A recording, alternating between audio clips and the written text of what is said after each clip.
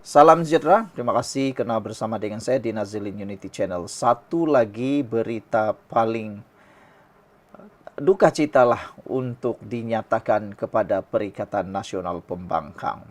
Ini bukan daripada orang kampung, ini bukan daripada orang biasa-biasa, ini pun bukan dari orang bandar, ini pun bukan orang-orang yang tak berpelajaran, tapi ini daripada penganalisis yang dah tahu jalan cerita politik Malaysia, yang dah bertahun-tahun menganalisis politik Malaysia, mengikuti dan mengkaji tentang politik yang ada di Malaysia. Mereka faham. Bahkan kalau dibuat ramalan, kadang-kadang 90% ramalan mereka tepat kerana mereka ada datanya, mereka menyimpan kajian mereka dan juga memang mereka memikirkannya. Bukan cerita di kedai kopi. Jadi bila penganalisis yang bertauliah, yang berpendidikan dan mempunyai credibility ini, maka haruslah dipertimbangkan dan dipercayai sebaik-baiknya. Kata penganalisis, kerajaan PN akan undang masalah. Wow, ini pasti membuatkan anda berminat. Hishamuddin Bakar menarik perhatian kepada beberapa perkara yang menunjukkan tiada kesepakatan dalam Perikatan Nasional. Macam mana nak menjadi kerajaan kalau kesepakatan pun sukar dicapai dalam Perikatan Nasional? Baru nak fikir siapa jadi Perdana Menteri nanti pun sudah menjadi isu besar. Silap-silap hari bulan, kalau tak suka dengan orang itu, tumbanglah sesama sendiri pula. Itulah yang dipanggil kesepakatan. Lihat kerajaan perpaduan Madani sekarang. Walaupun banyak percanggahan, tetapi masih kukuh menyokong Anwar Ibrahim sebagai Perdana Menteri. Masih kukuh, tidak ada belah bahagi. Kerajaan Perikatan Nasional mengundang masalah kepada negara kerana masalah dalaman dan tiada dasar yang jelas, kata penganalisis. Hishamuddin Bakar, pengarah eksekutif Ilham Center berkata, penganjuran Himpunan Solidariti bersama Najib Razak oleh PAS menunjukkan perkara itu tidak diputuskan secara bersama dalam mesyuarat tertinggi Perikatan Nasional PN. Turut diperkatakan sikap sebelah pihak PAS melantik Dr. Mahathir Mohamad sebagai penasihat SG4, kumpulan 4 kerajaan negeri yang dipimpinnya. Selain itu, Perikatan Nasional kelihatan tiada kesepakatan apabila ia belum menetapkan calon Perdana Menteri untuk PRU akan datang. Sebenarnya, Perikatan Nasional menghadapi masalah dalaman yang akan menguji kelangsungan hubungan dua parti utama, iaitu PAS dan Bersatu, katanya kepada FMT.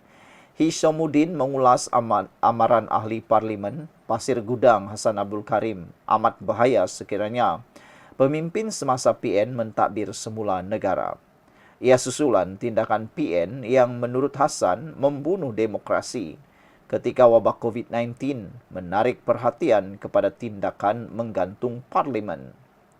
Satu lagi kelemahan PN, menurut Hishamuddin, kegagalan gabungan itu memanfaatkan sokongan yang diraih pada PRU 2022. Ketika itu, sebahagian besar undi orang Melayu beralih ke Perikatan Nasional, termasuk undi protes oleh penyokong UMNO yang hampa. Pemuda PN katanya kelihatan sibuk menyerang parti lawan, khususnya Perdana Menteri Anwar Ibrahim, berbanding menawarkan cadangan dasar yang lebih tuntas dan lestari. Menurutnya, kelakuan itu berisiko kerana pengundi muda yang mencari penyelesaian dan bukannya retorik akan menjauhkan diri. Katanya, Perikatan Nasional PN menerima manfaat dari pengundi Melayu dan anak muda Melayu, tetapi tiada dasar yang konstruktif dan substantif yang diperjuangkan. Kelekaan dalam menguruskan undi yang diraih akan memberi kesan kepada PN yang kelihatan selesa dalam anggapan bahawa pengundi akan menterjemahkan perasaan tidak puas hati kepada pengundi kepada undi buat PN. Mereka terlalu selesa dengan kemenangan, katanya lagi. Sementara itu, Lau Ziwe daripada Universiti Islam Antarabangsa Malaysia percaya pertukaran kepimpinan akan menjadi sia-sia kerana Pilihan PN terhad iaitu sama ada Presiden Bersatu Muhyiddin Yassin atau timbalannya Hamzah Zainuddin atau Presiden PAS Haji Hadi Awang atau naib beliau iaitu Ahmad Samsuri Mokhtar. Lau berkata, pemimpin-pemimpin itu tidak mampu perbaiki reputasi gabungan itu. Beliau mengambil gerakan sebagai contoh. Mengatakan parti itu tidak bangkit semula kerana pemimpin gerakan yang muda dan bersemangat dianggap terlalu rapat dengan pemimpin-pemimpin tua dalam parti itu. Azmi Hasan daripada Akademi Nusantara berkata, Perikatan Nasional memikul beban pemimpinnya yang sekarang, malah dilihat tidak dapat mengurus negeri-negeri yang ditakbirnya dengan cukup baik. Ini bukan tentang usia parti, tetapi bagaimana mereka mengurus pengundi, katanya lagi. Sekian dulu, kita jumpa lagi. Tinggalkan komen Anda. Salam sejahtera, terima kasih karena bersama dengan saya di Nazilin Unity Channel. Aneh, PAS kini penyokong tegar Najib, lebih daripada UMNO, kata Amanah. Saudara-saudara sekalian, Parti Amanah Negara Amanah menyifatkan PAS kini menjadi penyokong tegar bekas Perdana Menteri Datuk Seri Najib Razak berbanding daripada UMNO sendiri. Pengarah Komunikasi Amanah Khalid Abdul Samad berkata, ia berdasarkan tindakan PAS yang meneruskan pendirian untuk mengadakan perhimpunan di Istana Kehakiman di Putrajaya. Sedangkan katanya, Istana Negara sendiri sudah pun mengeluarkan kenyataan. Selain polis juga melarang perhimpunan berkenan. Malah UMNO sendiri akur dengan titah yang di-Pertuan Agong. Namun, PAS pula yang masih terus mahu meneruskannya. Kita rasa situasi ini agak aneh, kata Amanah. Hakikatnya Najib dibicarakan dan dijatuhkan hukuman pada zaman pentadbiran Pakatan Harapan, pada zaman pentadbiran Perikatan Nasional, iaitu semasa Tan Sri Muhyiddin Yassin dan Datuk Sri Ismail Sabri Yaakob menjadi Perdana Menteri. Katanya selepas majlis ramah mesra bersama media malam tadi. Mengulas lanjut katanya, semua pihak seharusnya akur dengan arahan dan titah yang di-Pertuan Agong dan tidak mencampuri urusan keadilan yang dilaksanakan agensi terbabit. Kita tidak boleh membuat protes setiap kali, kata beliau. Kita tidak boleh membuat protes setiap kali adanya perbicaraan dan tindakan itu mencampuri institusi penghakiman. Biarkan proses itu berjalan tanpa ada tekanan daripada mana-mana pihak, katanya lagi. Jadi saudara-saudara sekalian, kita memang agak terkejut apabila PAS tetap teruskan Himpunan Solidariti Najib pada waktu Najib menerima keputusan rayuan semakan titah edendum itu. Selain itu, Sanusi juga telah sahkan hadir Himpunan Solidariti Najib itu dan beliau memang hadir. Jadi, apa yang menganehkan ini? Tepatlah, yaitu PAS kini seakan-akan jadi penyokong tegar Najib lebih daripada UMNO sendiri. Beria-ia sangat nak membela Najib ke atau PAS ini betul-betul nak beria-ia membela Najib kah? Atau sekadar nampak peluang untuk ditunggang, untuk digunakan bagi meraih undi, menarik undi dan memancing undi daripada Barisan Nasional UMNO. Adakah ianya sekadar mahu mendapatkan sokongan ahli-ahli parlimen Barisan Nasional UMNO atau sekadar nak mahu mendapatkan undi daripada UMNO Barisan Nasional? Ramai yang lebih setuju dengan pendapat itu, bahawa PAS sebenarnya hanya menunggang isu Najib. Kalau betul mereka nak memperjuangkan Najib, sudah lama mereka bersuara tentang Najib. Sejak Najib dibicarakan hari pertama lagi. Tapi, apakan daya? Sudah ada peluang, apalagi tunggang dan cucuklah di sana-sini. Apa yang lebih menarik hati, Pengarah Komunikasi Amanah Khalid Abdul Samad berkata berdasarkan tindakan PAS meneruskan pendirian untuk mengadakan perhimpunan di Istana Kehakiman di Putrajaya hari itu, ianya menunjukkan seakan-akan PAS semakin aneh dan jadi penyokong Najib. Jadi apa yang dinyatakan oleh Khalid Abdul Samad ini memang amat tepat sekali. Kita tidak boleh membuat protes setiap kali ada perbicaraan, dan tindakan itu mencampuri institusi penghakiman. Biarkan proses itu berjalan tanpa ada tekanan daripada mana-mana pihak, katanya. Sekian dulu, jangan lupa tinggalkan komen Anda. Salam sejahtera, terima kasih karena bersama dengan saya di Nazlin Unity Channel. Ini satu pendedahan paling mengejutkan kita dari mahkamah dalam perbicaraan 1MDB membabitkan Najib Tun Razak. Kata Najib, anak tiri saya buat film guna wang bersih. Wow, ini mendapat perhatian dan juga komen panas daripada netizen. Nanti saya bacakan kepada Anda apa komen netizen dalam pendedahan dan pengakuan Najib bahwa anak tiri beliau buat film guna wang bersih. Entahlah apa maksud wang bersih, dari mana wang bersih itu, dan dari siapa wang bersih itu.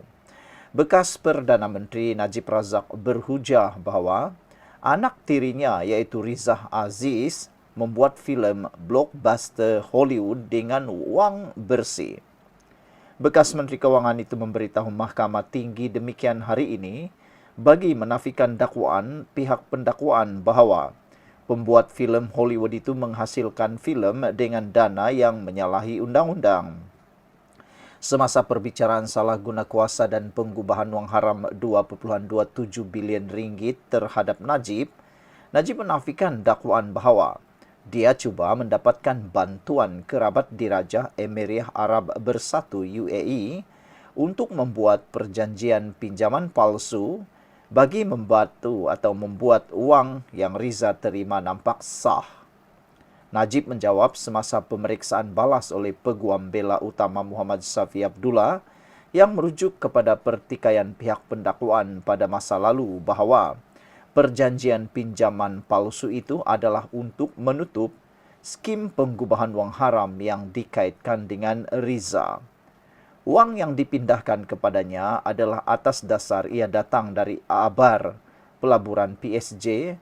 Begitu yang disampaikan kepadanya adalah pinjaman dan dia menerimanya atas dasar itu. Jika dia tahu sebaliknya, dia tidak akan menerimanya. Ia adalah wang bersih daripada Abar. Filem dibuat, filem itu menghasilkan wang dan dia membayar balik pinjaman, kata Najib. Sekiranya ini sangkaan yang pihak pendakwaan tuduh berhubung penjelasan Najib, itu salah kerana dia membayar balik pinjaman. Tindakannya menunjukkan dia percaya ia adalah pinjaman dan ia adalah wang bersih. Perbualan saya dengan putra mahkota adalah untuk mendokumentasikannya. Dakwaan pinjaman, tindakannya Riza membayar balik. Saya boleh mendapatkan kembali angka itu. Dia membayar balik jumlah yang agak besar yang dia bayar balik, kata Najib di hadapan Hakim Colin Lauren Sequeira. Dalam perbicaraan 1MDB, pihak pendakwaan merujuk kepada rakaman audio yang didakwa menunjukkan Najib dalam perbualan dengan kerabat Raja Timur Tengah yang dikaitkan dengan Riza. Sebelum ini, Riza didakwa di Mahkamah Malaysia atas dakwaan pengubahan wang haram berjumlah 248 juta Amerika Syarikat dolar dana 1MDB. Namun dia telah diberi pelepasan tanpa pembebasan pada Mei 2020. Red Granite Picture Incorporated menghasilkan filem The Wolf of Wall Street yang terbit pada tahun 2013. Pelakon Hollywood Leonardo DiCaprio memainkan watak utama dalam filem itu. Riza kini sedang melawan tindakan Mahkamah Sivil yang berasingan oleh 1MDB berhubung dakwaan yang sama. Pada 30 Oktober, Mahkamah Jenayah memerintahkan Najib membela diri atas 4 salah guna kuasa dan 21 pertuduhan pengubahan wang haram membabitkan RM2.27 bilion daripada 1MDB. Saudara-saudara sekalian, apa pula komen Anda untuk isu kali ini? Sekian dulu untuk kali ini. Najib kata anak tirinya menghasilkan buat filem guna wang bersih. Kita jumpa lagi. Bye-bye. Salam sejahtera. Terima kasih karena bersama dengan saya di Nazlin Unity Channel. Baru-baru ini pemimpin daripada Semenanjung Malaysia, yaitu Hamzah Zainuddin, telah menimbulkan kontroversi paling panas yang pernah muncul di Sabah apabila beliau menggelarkan atau menggunakan perkataan palui dalam ucapan beliau. Perkara itu menjadi buah mulut paling panas di negeri Sabah, khususnya dalam politik. Tidak lama lagi pilihan raya akan dilangsungkan di Sabah. Adakah tindakan Hamzah Zainuddin menggunakan perkataan palui itu akan memakan diri Perikatan Nasional dan khususnya Bersatu di Sabah? Sudahlah, penganalisis politik pun mengandaikan berpendapat Bersatu tidak akan mungkin menang 18 kerusi di Sabah, ditambah lagi dengan perbuatan ucapan palui itu yang membuatkan ramai orang marah, termasuklah Ketua Menteri Sabah Haji Jinor. Terkini, Haji Jinor membalas ucapan Hamzah Zainuddin itu dengan kata, "Kau cakap orang Sabah palui, kau yang palui," kata Haji Ji memberitahu Hamzah Zainuddin. Wow.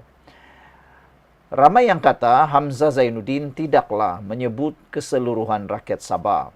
Mungkin beliau menyebut pemimpin-pemimpin ataupun kerajaan yang ada sekarang ini. Tetapi begitulah. Dicubit kaki kiri, kaki kanan pun akan terasa sakitnya. Apabila pemimpin Sabah, kalaulah ucapan itu ditujukan kepada pemimpin Sabah, rakyat Sabah juga akan terasa kerana pemimpin Sabah itu memanglah orang Sabah juga. Jadi apabila kalaulah itu disebut palui itu untuk pemimpin Sabah, ianya juga akan tersangkut paut dengan rakyat Sabah. Itu sebabnya Haji Jinor berang, marah dengan tindakan ucapan itu, sehingga beliau sendiri kata, "Kau cakap orang Sabah palui, kau yang palui." Haji Ji beritahu Hamzah Zainuddin. Apa pendapat kamu? Okey, baik, ini laporannya dipetik daripada Sabah Info. Ketua Menteri Sabah, Datuk Seri Haji Jinor menyelar, Timbalan Pengerusi Perikatan Nasional PN, Datuk Seri Hamzah Zainuddin yang mengungkapkan perkataan palui dalam ucapannya pada program parti itu di Sabah baru-baru ini. Untuk makluman rakan-rakan daripada Semenanjung Malaysia, perkataan palui itu bermaksud lebih kurang bodoh. Bodohlah. Perkataan palui itu dalam bahasa orang Sabah ataupun bahasa tempatan dimaksudkan sebagai bodoh. Jadi perkataan itu sebenarnya tidaklah sangat sesuai. Tidaklah sesuai digunakan untuk orang-orang kenamaan. Itu sebabnya Haji Jinor kata, "Saya mahu bagi tahu Datuk Hamzah Zainuddin, jangan hina orang Sabah. Jangan hina pemimpin Sabah. Kau orang Sabah, kau cakap orang Sabah palui?" Soal Haji Ji, "Kau yang palui," katanya. "Jangan datang ke negeri Sabah. Jangan datang ke negeri Sabah. Kita tidak mahu pemimpin seumpama ini," kata Haji Jinor. "Walaupun kita meraihkan demokrasi, tetapi budaya orang Sabah lain daripada kamu di sebelah sana," kata Haji Ji lagi. "Kalau kamu di sebelah sana maki hamun, makilah kamu sampai bila-bila. Tetapi jangan bawa budaya seumpama itu ke negeri Sabah di bawah bayu ini." Tegasnya dalam ucapan jelajah sayangi Sabah di dataran Keningau di sini hari ini. Haji Ji turut memberi peringatan kepada pemimpin-pemimpin daripada seberang yang dimaksudkan daripada Semenanjung Malaysia ini supaya menjaga adab apabila berada di negeri ini atau di negeri Sabah. Jangan bawa perangai sebelah sana bila datang ke negeri yang aman damai dan harmoni ini, katanya lagi.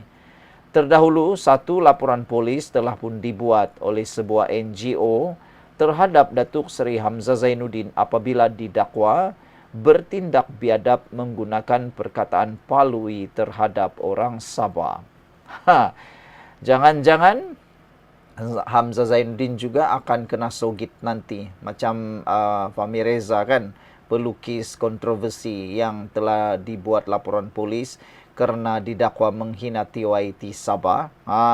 Jadi jangan-jangan Hamzah Zainuddin bakal kena sogit. Kalau dikenakan sogit agak-agak berapa lah ya. Kalau di Sabah ni biasa guna kerbau, guna uang.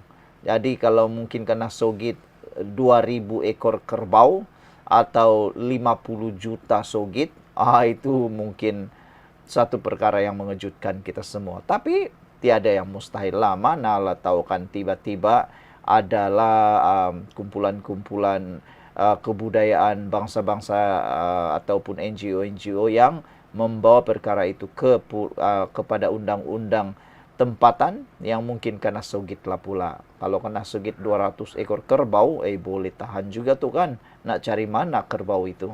Sekian dulu, jangan lupa tinggalkan komen Anda.